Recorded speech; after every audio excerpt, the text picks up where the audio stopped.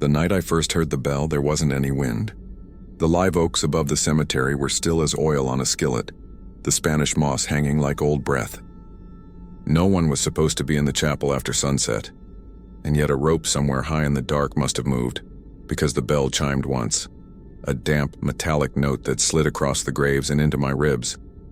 It was the kind of sound you don't hear with your ears so much as feel with the tender part between your bones. I stood at the northern gate with the key ring in my hand, working out which key was the one for the rusted padlock, and the bell chimed again, softer, as if it was embarrassed to be heard. My name is Lucas Hart. I took this job because the refinery laid me off, and the rent was late enough to make my landlord stop using my name when he spoke to me. I figured a caretaker's position at an old rural cemetery would be quiet work, a place where the worst of my worries would be raccoons in the trash and kids trying to scare each other under the moon. The posting said Pine Hollow Burial Grounds and offered a 2-room apartment over the tool shed, a stipend and flexible hours. The ad didn't mention that the nearest town, Halstead, Texas, seemed to avoid the place like it had a smell. It didn't say there was a bell that would ring with or without wind. Most importantly, it didn't say anything about the rules. You'll get to those, just let me start where the road bends. The drive out to Pine Hollow was a thin strip of caliche that kicked chalk dust into the heat. Mesquite and sage crowded close, and grasshoppers rattled like bad wiring as my pickup crawled over the washboard bumps. The gate had a metal arch with the cemetery name welded at the top, the letters thin as bones with sun-faded white paint clinging in flakes. There was a fence, sure, but fence is generous. A few runs of looped barbed wire and some leaning posts. Past the gate were the fields of stone, and beyond them the road dissolved into scrubland and a line of hills that turned purple when the sun got tired. The place had been there since the 1880s. The small sign by the gate said so in hand-painted script, and it looked every year of it. Headstones leaned at angles that hurt your back to see, and some of the early markers were nothing more than iron crosses with no names. There were family plots fenced with rusted spindles and small concrete lambs crouched at the corners of children's graves. Black grackles strode between the markers like they owned the ground, and cicadas whined high in the cottonwoods that grew along the dry creek. The chapel squatted near the center, low and square with a bell tower that looked too large for the building beneath it, as if it had been stolen from a larger church and grafted here in a fit of ambition. Old Mr. Baines met me by the tool shed. He was the previous caretaker, and if you can picture a fence post wrapped in leather, you've pretty much got him. His handshake was as dry as the shed dust, and his eyes were the color of well water, clean, cold, and impossible to read. "Rent's included," he said, nodding at the apartment above the shed. "You keep it clean, keep the grounds clear, lock the gates by sundown. Folks pay for plots. Folks expect they'll be left alone." He walked me through the shed, gas cans, a push mower that was older than I was, rakes with the teeth all bent different ways, a coil of rope that made me think of the bell. He talked like the words were a weight he didn't want to carry any longer. Then he said the thing I thought was a joke. "I wrote down the rules in the ledger. You'll want to read them before dark." I smiled. "The rules?" He didn't smile back. "This land remembers what it was asked to hold." He took off his hat and wiped his forehead with his sleeve. "And it's exact about it. Now, before I go any further, let me do something I know the new channels like to do. By the way, where are you watching from and what time is it there?" "I'm sitting here just outside Halstead, drinking cold coffee and listening to the night try to pick a lock in the trees. If you're still with me, you should know that everything I'm about to tell you happened as I remember it. And sometimes remembering is like pulling a nail from a plank with your teeth. That first evening, I carried my duffel up the narrow stairs to the apartment and put my few things in the places they seemed to fit. The apartment had low ceilings and a single window that looked east, toward the hill line. The bed was a military rectangle with a blanket that smelled like old cedar. The sink made a sound like a man clearing his throat every time it ran. There were a few books left behind on the shelf. Manuals, a tattered King James Bible, a brittle collection of obituaries laminated with care. And there was the ledger. It was the kind of book that used to live on hardware store counters, thick, ruled pages, cloth-bound. Baines had written in it in a careful hand that made me think of a schoolteacher's ruler. It started normal enough: plot numbers, dates of interment, payments made in cash or check. A note about a broken sprinkler pipe that had been fixed and shouldn't be a problem anymore. Then a line in the center of a page, no date, just the words in a darker ink. The first rule was simple. Use the north entrance only, and lock it behind you. I could hear Baines's voice as I read it. The ledger continued, the tone of it changing from accounting to instruction and then to warning. The second rule said never bring in flowers after dusk. They draw attention you don't want. The third rule made me uneasy. If a light appears in the chapel after sundown, do not approach and do not look directly at it. The fourth rule was for the dry creek. If you hear water running there at night, turn around and count 10 gravestones out loud and keep your eyes on the dirt. The fifth rule was peculiar. If you find a hair ribbon on the path, assume it is not for you and step around it without breaking your stride.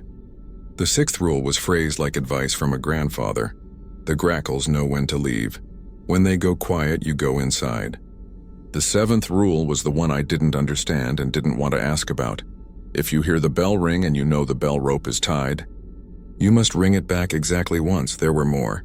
Each one a little more like a dare to call the old man crazy. The eighth said never answer anyone who calls your name from the south fence after midnight, even if it sounds like me. The ninth said the boy in blue will ask for a flashlight. Do not lend it to him. The 10th, scribbled as if the pen had been lifted and replaced twice, insisted that if a grave smells like lilacs in August, you are standing at a boundary and should step back with respect. I closed the ledger and laughed, the kind of laugh you make when you're alone and trying to convince yourself you're in control. Rules like that felt like the kind of stories my aunt used to tell to keep kids from wandering at night. I put the ledger beneath the Bible like the two belonged together, and I told myself I'd lock the north gate and keep the place tidy and ignore the rest. The sun slipped behind the hills at an angle that made the shadows grow into strangers. My first evening rounds were uneventful. A few plastic vases from a funeral the week before had blown over and I set them right. Some teenagers had left a beer can on the lip of an obelisk, so I pocketed it. A bouquet of sunflowers had wilted into their stems like a group of bowing heads. The heat folded in on itself and went from a pressure to something like a presence. I locked the north gate, the one with the arch, the one the ledger said to use, and I started back toward the shed. When the bell rang, it was a polite sound, like someone tapping a glass with a spoon at a wedding. I stopped, told myself it was the metal contracting in the cooling air, told myself a lot of things. Then it rang again. It wasn't that I forgot the seventh rule. It was that I hadn't decided yet to accept that any of them mattered. The chapel had a small side door with a padlock. I knew for a fact the rope inside was tied to a cleat, because I'd peeked earlier and seen it there like a sleeping snake. I had locked the door at sunset. Still, the bell had rung. Still, my skin crawled with the feeling you get when a dog you thought was friendly shows you more teeth than you knew it had. I did what I always do when I'm overwhelmed. I checked the simple things. The padlock on the chapel was set. The hasp was sound, the windows were nailed shut, the door didn't give if I leaned on it. The rope inside, through the small glass pane, still looked coiled and tied. My reflection in the glass looked like a man who was about to call himself stupid out loud just to hear it. The bell rang a third time. I remembered the seventh rule then, but I didn't have a way to ring the bell back. Not from the outside. The rope inside was secured, so I did something between obeying and breaking. I knocked on the wood beside the lock once with the side of my fist. It wasn't elegant, but it felt like an answer. The night held its breath. The grackles somewhere in the cottonwoods went quiet. I felt the air go thinner, like the wind had left the room and taken part of the oxygen with it. The bell didn't ring again, but the feeling of having just missed something important walked beside me all the way back to the shed. Over the next weeks, the mornings were plain and the afternoons were ordinary enough to make the evenings seem foolish.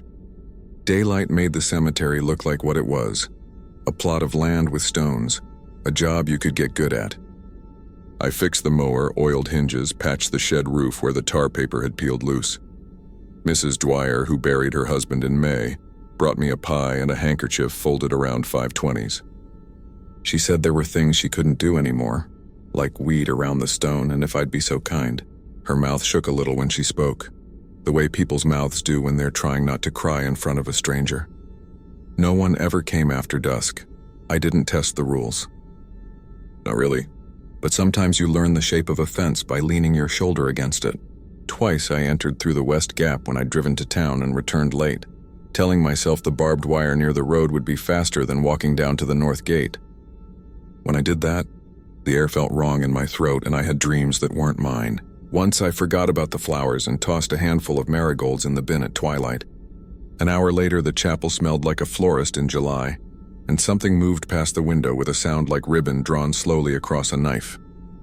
Another time I heard the dry creek stones clicking like water in a bottle, saw shadows move against the bank where there was no one.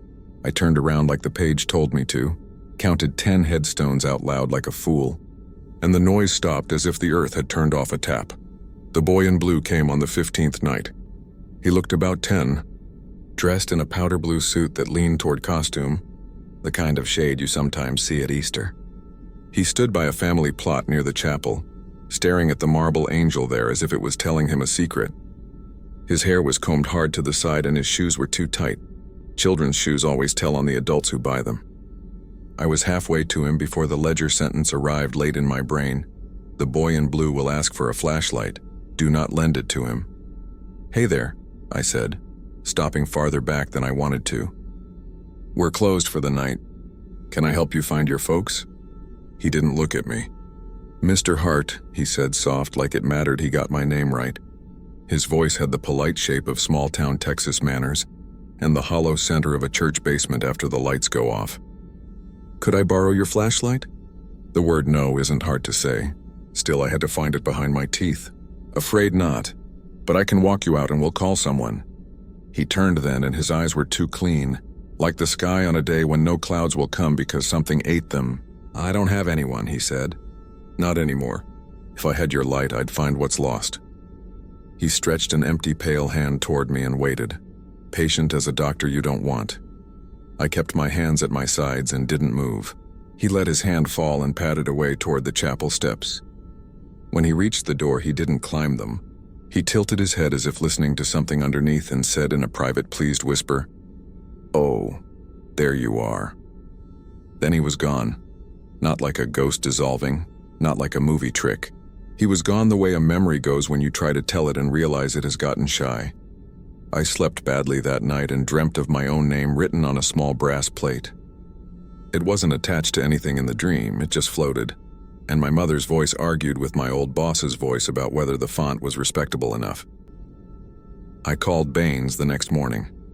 He didn't pick up, which made sense because I realized then I hadn't ever seen him with a phone. I left a message anyway, felt foolish, then got back to work. I told myself that loneliness makes weather inside your head and that weather can be violent on bad nights. Days went by. I learned the geographies of the dead. The Jenkins family, 3 brothers gone in a single winter, had plots near the gate. Someone came every Tuesday and left a single coin on the middle stone. A plot marked Rosemary. No dates had an edge worn smooth by the backs of knees leaning against it.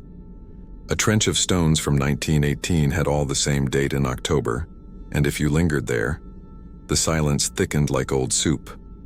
Then there was the lilac smell in the heat of August. We hadn't had rain in a month. Dust kept its promise to any surface it met.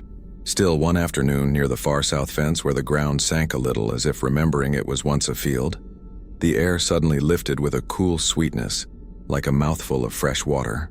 I bent, then stopped myself.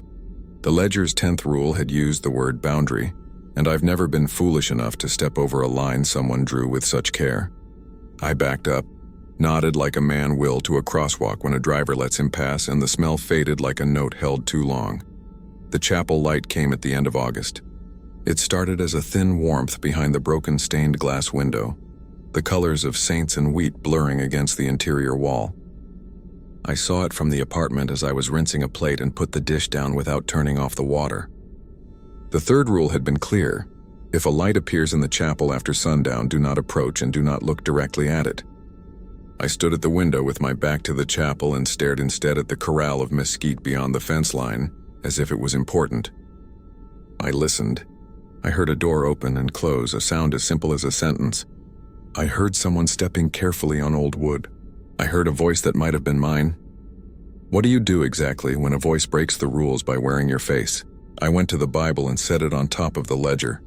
Not because I'm religious, but because it felt right to double the weight on something that had started to move around under its own power. I poured salt at the threshold of the apartment door because my aunt would have. I turned the radio on low. I said aloud in a normal voice, no. I didn't know who I was talking to. I fell asleep in the chair sitting up, and in the morning the light was gone and the chapel was just a box again. The rules have a way of making the ordinary feel like a series of narrow bridges. Step true on one and you get another. Step wrong and you go down. I didn't ask for this job because I enjoy narrow bridges. I asked for this job because I'm good with my hands and better when people leave me alone. But there's a second truth I haven't written yet. I grew up with things I couldn't explain. My mother talked to a picture frame once a week for 20 years. My grandmother's radio in Luling tuned itself to a station no one else could find. When my uncle died, every clock in the house ticked in a key I can still hum. I'm not new to the feeling of the edge of the map. I just don't like admitting the map ends. September faded like a bruise. The air cooled in the evenings, and the grackles started to gather in black 100 counts in the cottonwoods before they lifted all at once like a smothered cough. I let myself think that the place had accepted me. It's dangerous when a haunted place allows you comfort. That's when it wants you to stay long enough to forget who you were before its rules were your rules. The thing with the dry creek came back around the 17th, after a dust storm. I was checking the fence line with a coil of wire and a pair of pliers because a post had leaned too hard toward the ground, and the barbs had slackened. The sky was the color of nickel. I heard that trickling noise again, that impossible water sound. This time it had a rhythm to it, like someone rinsing blood from a shirt in a sink, squeezing and letting go. I felt pulled. The bank of the creek was lined with pale stones, some of which had the names of veterans carved in nearly invisible script where the county had once memorialized men whose families couldn't afford granite. The name I stopped in front of was Mathis ARD, a man I'd never met, who had been dead since 1944 if the small metal tag was telling the truth.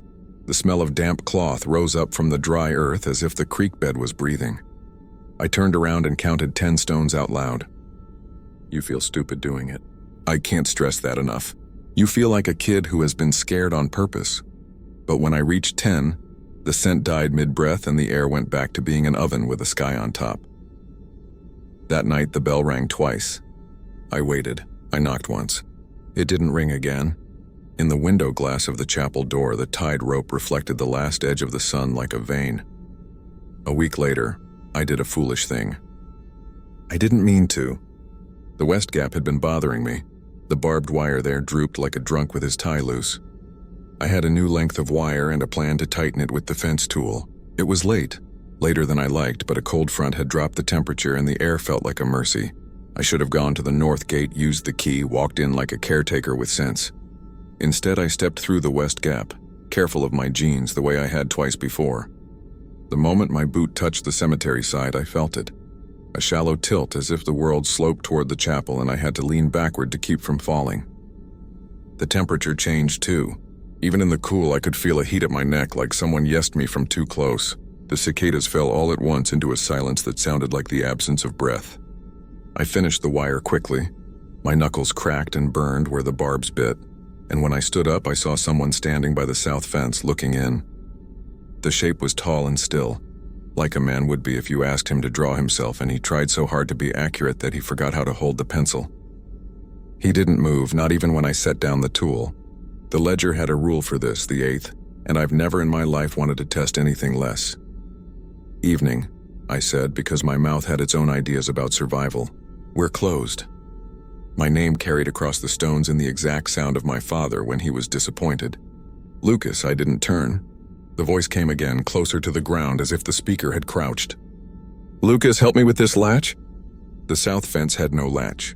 It had only a run of wire and the brush beyond it that scraped its metal like fingernails on teeth in the wind.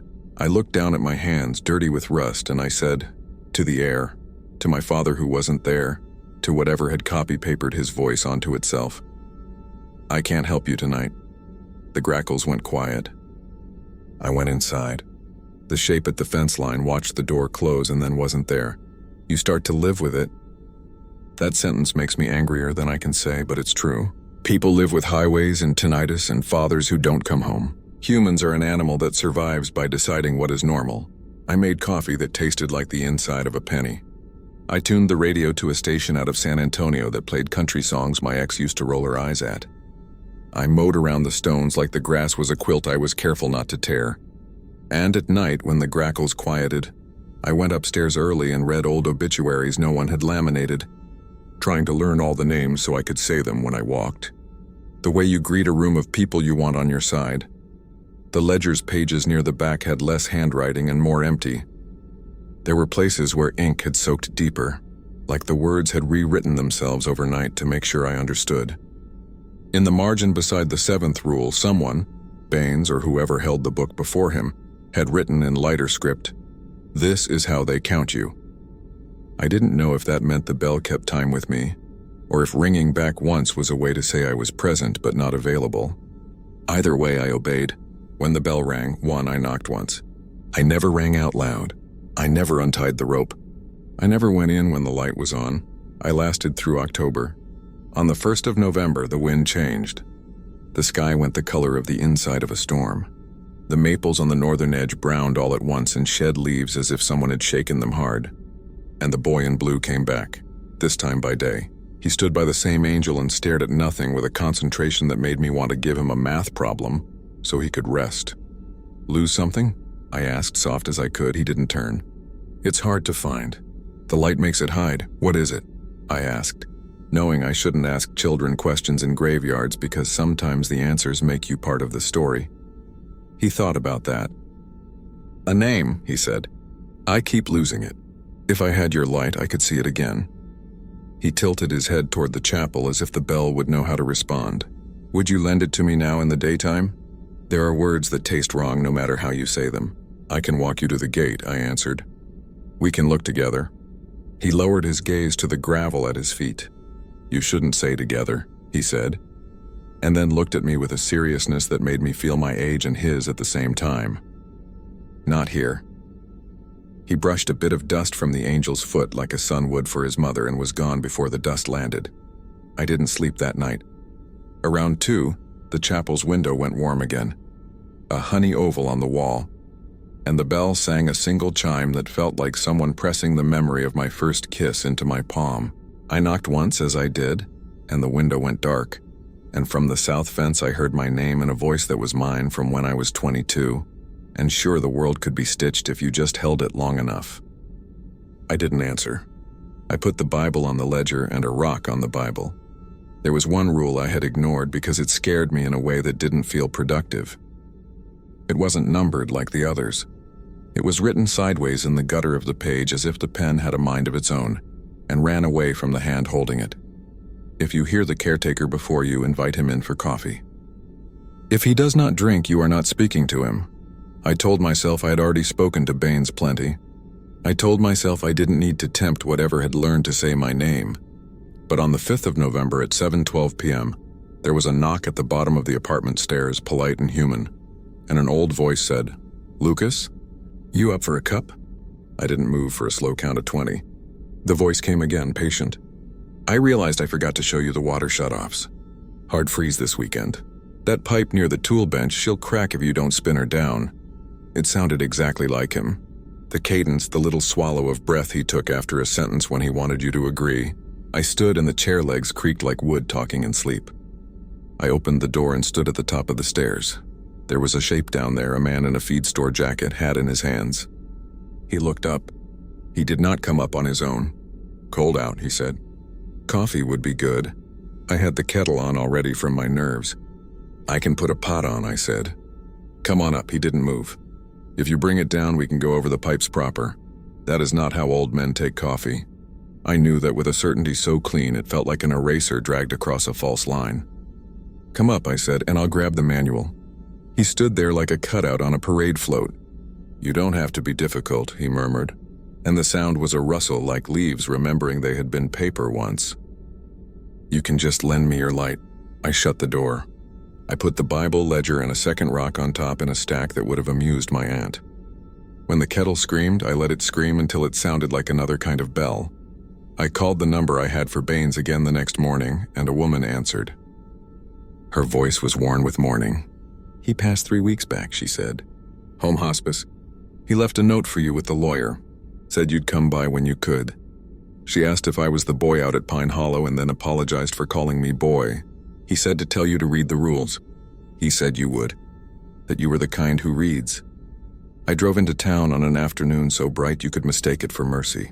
The lawyer's office was painted the same shade of green the highway department uses on directional signs and had a smell like carpet trying to outlive its welcome. The letter had one sentence: "If they ring you twice, don't answer a third." It was signed with a name that shook badly across the page. Like the hand that wrote it had learned a new language among the unwell. On the drive back, I took the long way, past the used car lot where a string of triangular flags jumped in the wind, like fish trying to breathe air. I bought a handful of nails at the hardware store because it felt un-American to go in and not buy something. I stopped outside of town and watched a dust devil unravel a ditch, watched it find a candy wrapper and lift it into a brief, ridiculous sky dance. I watched until it lost interest and left the wrapper approximately where it found it. Then I drove home and locked the north gate behind me and walked in like a man who understands a ritual is nothing more and nothing less than a promise repeated.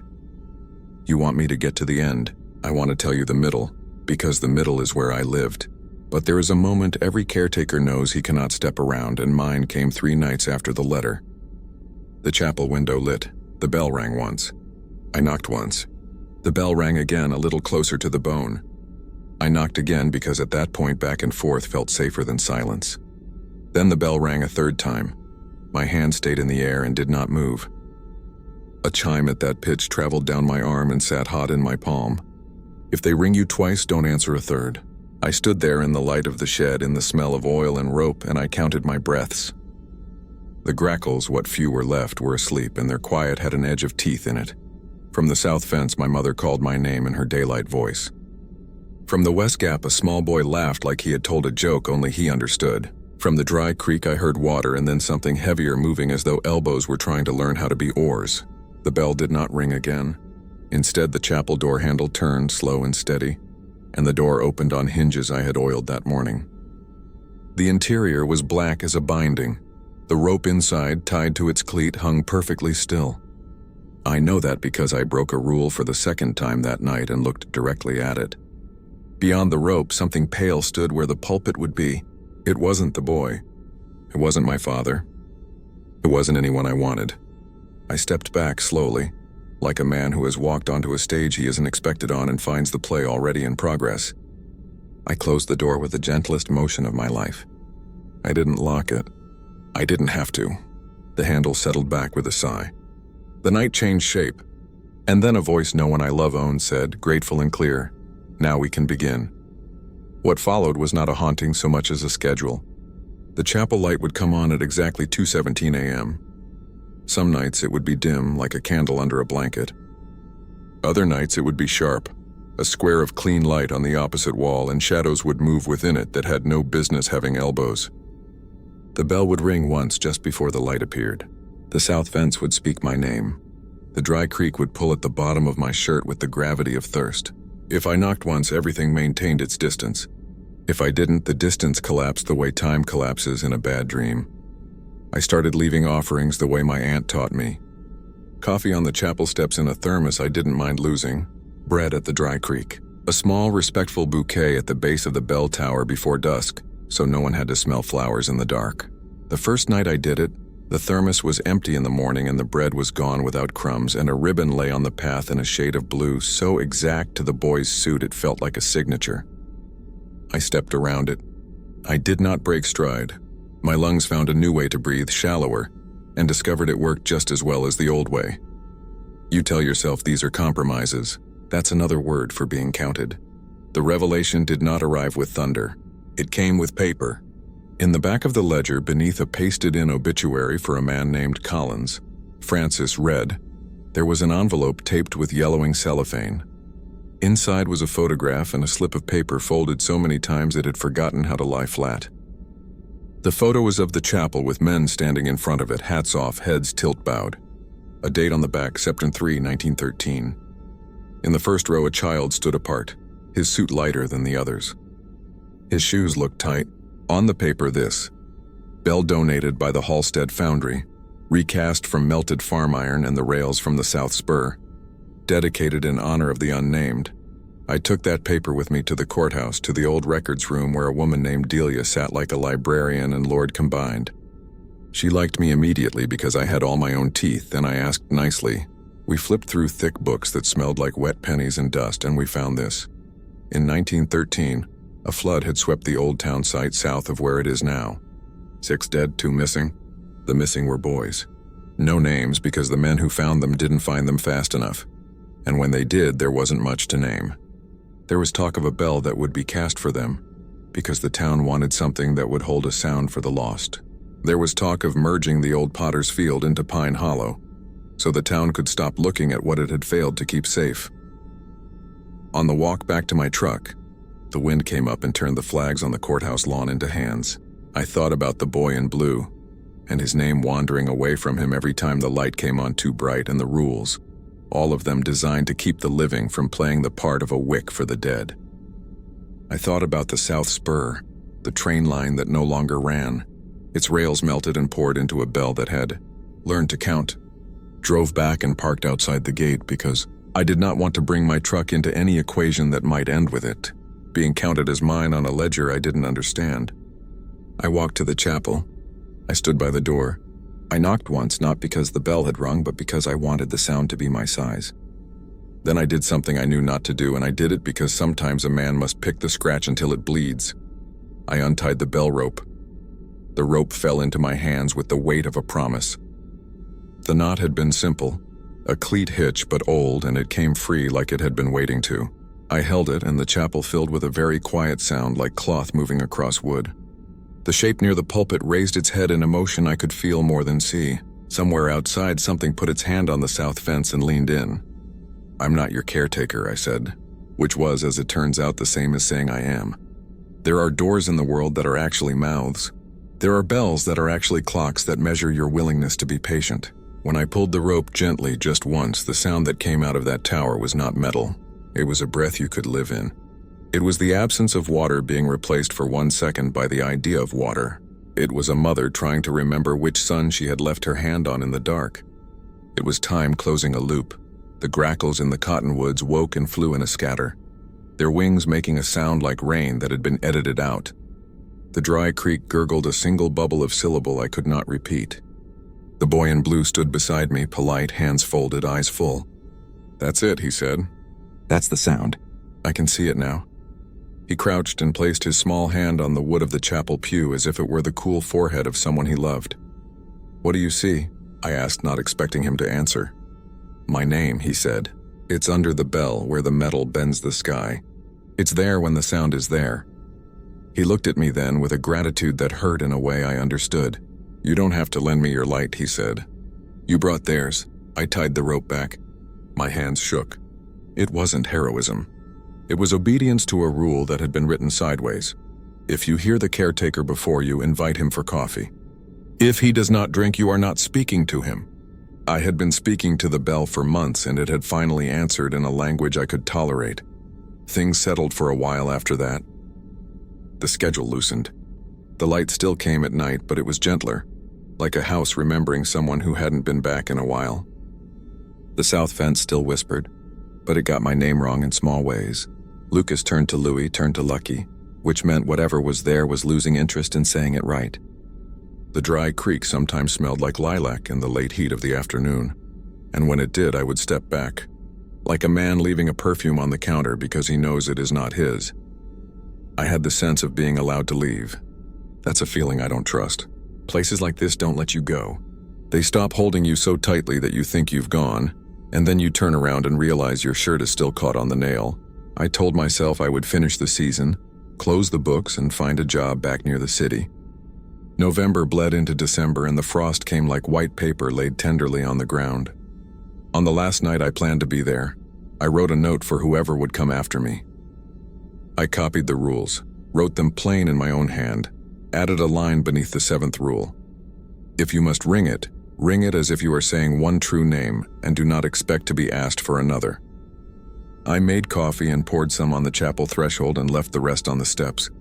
I locked the north gate. I set my bags by the truck. The grackles were quiet, not sleeping, not gone, just quiet like a held breath that night. The air held neither heat nor cold, which is sometimes worse. I stood at the gate a long time and counted the cars going by on the highway a mile away. If I left then, I would have carried the cemetery like a smell. If I stayed, I would have become something it could count. The bell rang once, I didn't move. The bell rang twice. In my pocket, the ledge of the key dug into my thigh like a tooth. The bell waited. From the south fence, a voice turned my name into a word with more syllables than it ought to have.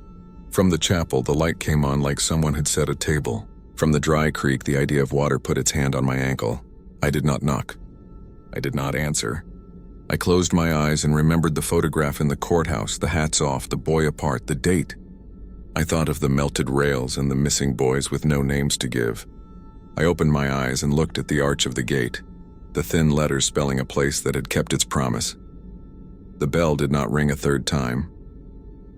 I exhaled, slow, and picked up my bags and opened the truck door. Out of the corner of my eye, something moved. A small blue ribbon lay on the path, its color a whisper. It hadn't been there a second ago. It didn't bar my way. It just rested on the dust, patient as a closed book. I stepped around it without breaking stride. I got in the truck. I started the engine. The radio, unasked, tuned itself to static, and then, underneath, to the faintest sound of a bell holding one note like someone unwilling to let go of a hand. The headlamps lit the road like new bones. I put my hand on the gear shift and paused. I looked at the north gate in the mirror, and the arch looked like the top line of a ledger. I listened. The bell was not ringing anymore. The grackles did not stir. The night had gone back to being a room where something had been said and everyone was pretending it hadn't been. I pulled onto the road. I drove out toward Halstead and the highway. The cemetery receded in the rear view, a black square with a small box in the middle of it. The radio found a country song. I thought absurdly about stopping for a fast food coffee that would taste like burnt promises. Miles later, with the sky lighter with town, I reached for the glove compartment to shove the ledger, because I had taken it, thinking I'd photocopy the rules for whoever came next back inside where I'd stashed it. The compartment door fell open and the ledger thumped onto the passenger seat. It opened itself to the center where the page had a crease where the seventh rule sat. Beneath the line I had added about one true name, there was a sentence I had not written, in handwriting that wasn't mine and wasn't Baines's. Narrow and careful as a child's best effort. If you leave with our book, we leave with your light. The truck's headlamps flickered. The radio went to dead air. The dashboard dimmed, then held. In the mirror, the road behind me looked like a throat closing. I didn't turn around. I didn't stop. I put the book back on the seat and set my hand on it like a man swearing. The night outside the glass gained weight the way fog can drown a bridge. On the shoulder up ahead, something blue glinted, small as a vein. I drove on, careful, and told myself a story about dawn, how it would come because it always had, how the birds would count for me if I asked. I told myself a story about rules, how they weren't meant to trap you, only to tell you the shape of the trap. The ledger was warm under my palm. The bell I could not hear anymore was still alive in my teeth. If you're the next caretaker, if this file finds you, if you turn the first page and the ink looks darker than it should, hear me. The first rule is simple. Use the north entrance only and lock it behind you. The second says no flowers after dusk. The third warns you about the chapel light. You'll think you understand the rest, and maybe you will. But there's a rule I didn't write and can't because it belongs to you. And it will come in your own handwriting when it's ready. When it does, read it out loud. It's like a man uses his whole mouth to say what's true. I pulled into town and the street lamps came on like someone remembering your name correctly in a room where you've been mistaken for someone else all night. I parked in front of the diner and turned off the engine, and it obeyed like it always had. The ledger lay quiet beside me. I picked it up and turned to the back to slide in the new page I had written for the next person. The envelope for Francis Red Collins looked recently disturbed, like a moth had woken there, shook itself and settled somewhere you hope you'll never find. When I closed the cover, the bell rang once. Not in the air, not in the town, but in the thin place between the exact center of my palm and the old paper it pressed. The sound had distance in it. The sound had a miles to go. It had a gate in it being locked by a man who wished he could leave it open but knew the cost. I looked up and out the diner window. Across the street, reflected in the glass, the night made a square of darkness the size of a small chapel door. In that square, something tilted its head the way a boy might when reading a name he's just been given back. I'd like to tell you what I did next. I'd like to tell you I went inside for coffee, that a waitress with a sun tattoo on her wrist called me honey in a way that counted me alive. I'd like to tell you the ledger grew cold under my hand because the bell at last had found its own light without needing mine. But the bell rang again, soft as a yes. And I remembered that I hadn't yet answered to that second sound. So I am sitting in the cab with the engine ticking itself cool, outside the diner with the neon coffee cup flickering like a promise that always keeps. And the ledger is warm, and the last rule I didn't write is writing itself even now. It starts, I think, with an apology. It ends with an address. If I turn the page, I'm sure I will find it. If I don't, I already have.